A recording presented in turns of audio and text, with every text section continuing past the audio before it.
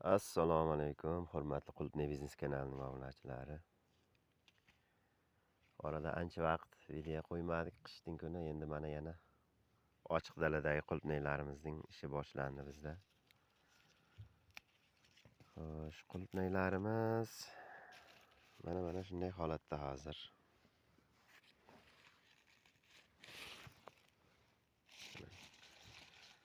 Bular hozir mana shunday oilalardan 5 ta, 6 ta, ba'zilari 7 ta, 3 ta, 4 taliklari ham bor. Shunday oilalarga bo'linib ketgan.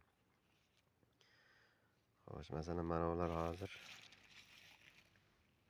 bir 5-6 ta shunday oila bo'lib ketgan mana bu.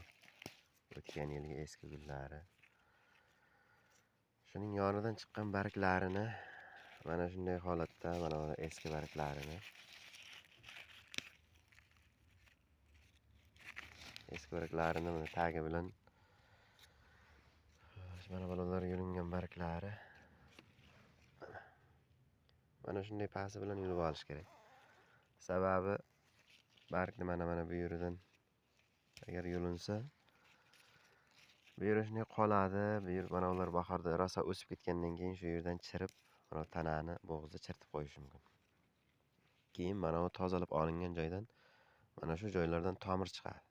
Har bittasi tomir chiqarib pastga kirib ketadi. Mana olingani. Xo'sh, o'tgan yili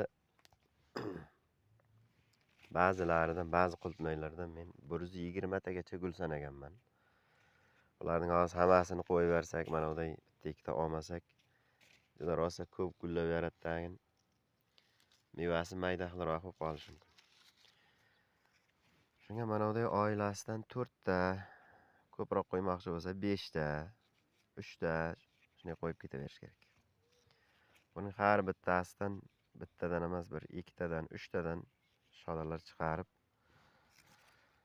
mana bunday sholalar chiqarib, mana 10 talab hosil bor mana shu. O'tgan yil qishdan oldin chiqargan bo'lardi. Qishda mevasi qolib ketgan, sovurib ketgan.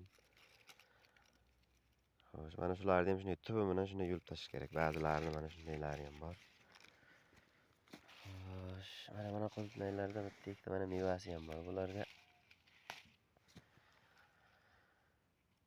bitta narsaga besh ketdim, bu sovuqqa rosa chidamli bo'lar ekan. Sovuq bo'lganda shunday turgan, yana ozgina issiq bo'lganda qizarib pishavergan. Bitta ikkita bor, unday ko'p emas lekin.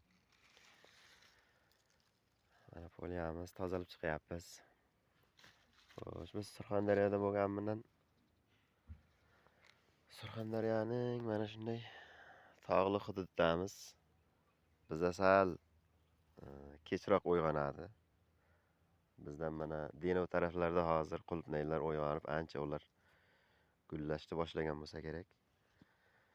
Bizda endi gullayapti. Bu tomonlarda mana o't bosib ketgan. Bu tomonlarning salafanlari yirtilgan endi.